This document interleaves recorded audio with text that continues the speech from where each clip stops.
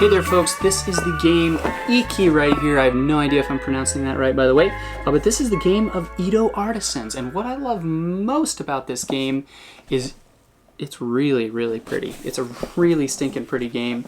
I mean, looking at just the outside, the artwork of all of it, it's watercolor, beautiful, and then you look at the inside and it's just really, really pretty. So I love that. It does some things really well. It does some things that I don't necessarily love. So we're going to walk through that and let you know, hopefully give you some information about this game to see if it's something that's right for you or not. So walking through just contents right here, this is a fairly heavy game. There's a lot of reading right here to feel like you get the game. It's not crazy. The rule book is really pretty good, and what I really like is they actually have an index right here on the back 3 or 4 pages is all an index of every single character card in the game, which is awesome because it can be kind of difficult to know, wait, what does this symbol mean right here? Because there's symbols, they use symbols and iconography to show you a lot of things. So really pretty good rule book right there. We spent a lot of time trying to figure it out, but again, like most bigger box card games, board games, you're going to spend a little bit of time trying to figure out how things work before you play that first game.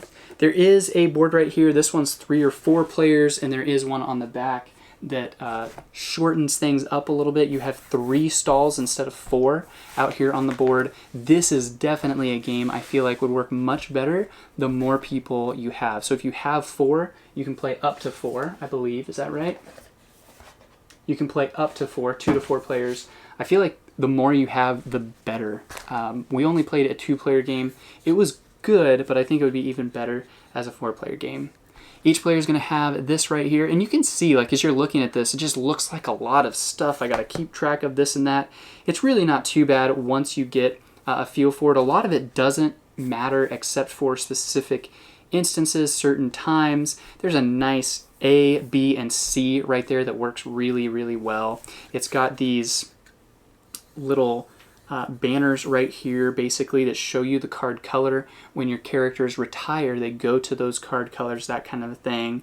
This shows you how many points you get for the fish that you collected throughout, and that kind of thing. So what you're going to basically be doing in this game is, as you see this right here, you've got at the top your track up here, and this is 12 different months right here, and you've got the 13th month, which represents the new year.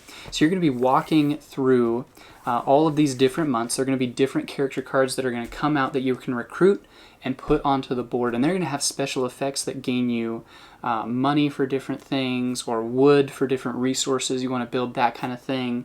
There's some on the board as well that you can do, and you can do multiple of those, which is really cool. But then you've got this marker down here where you're taking one of your little guys, your meeples, and putting it on this track, and that's how many spaces you move. You can adjust that a little bit with the sandals little tile that you have. So if you play that, then you get to move an extra one, that kind of thing.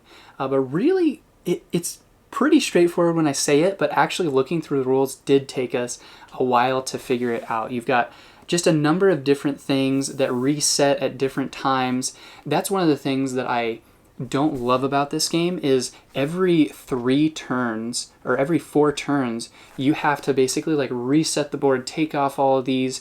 After every turn you're putting tokens on different things. There's just a lot to kind of do and remember and manage the board as you're going along, and it seemed like it didn't work perfectly with the game a lot. Like, I just want to be able to move my thing and play and do this. It seemed like the actual most fun parts of the game for me were not what took the most amount of time, and I would have really liked that a little bit more, but it was enjoyable. Definitely want to play this with more people because I haven't been able to do that yet, and I think it would definitely change some aspects to the game.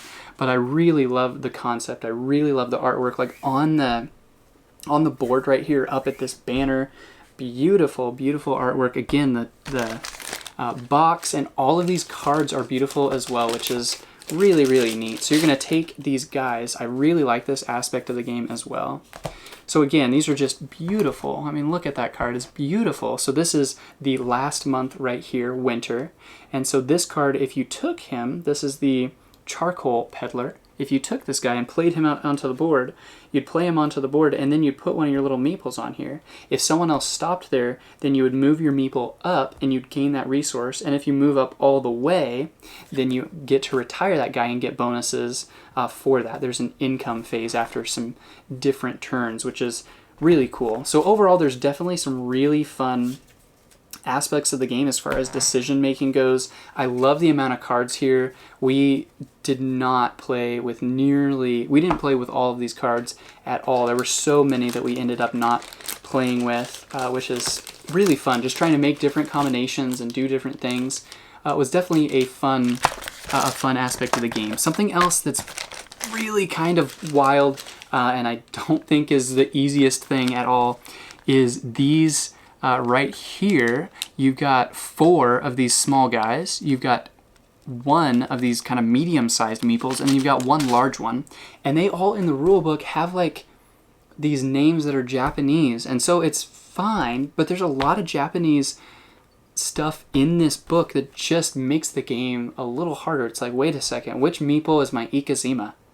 Because one of them is called the Ikazima. That's like, which one is my Ikazima? Where do I need to put him? Which one is my Oyakata?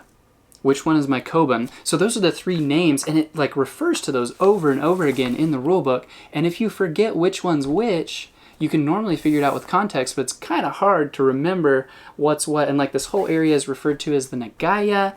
Again, I don't know if I'm saying any of this right, but it'd be nice if they kind of did both. So they said, this is the Nagaya, and then they translated it to English and said, this is the Nagaya, or marketplace. So if they would have done that, because I felt like I kind of had to go back in the rule book and refer back to what means what. So that's something that would have been really nice. It's not horrible, and you figure out with context most of those things really quickly, but really did enjoy this game. You're moving your main guy around. There's only 6 spots right here. The most you can move is 4 down on this track.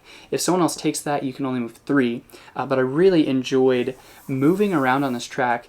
The more you stop, the more things you get to do, but you only have a limited amount of turns, and so if you want to get all the way over here to the fish, you might have to kind of race across and skip some of these other things to get to that, because you've got a limited number of turns. And whenever you cross right here, basically past go, like Monopoly, you get to move your characters up 1 experience level, which helps them get you more resources, helps them retire. A lot of cool stuff happens there. So overall, I enjoy this game. I would not say it is a new favorite, but definitely one I need to play more. Definitely one that looks really, really beautiful. Once you get 1 play under your belt and you understand how to play and everything, really a game I enjoyed, a game I'm looking forward to playing again. But it did have some weird little clunky bits to it that I think, weren't my favorite in board games. But if you enjoy meeple placement games, you enjoy that track and things, there's a lot of things to keep track of, but if you can get past that,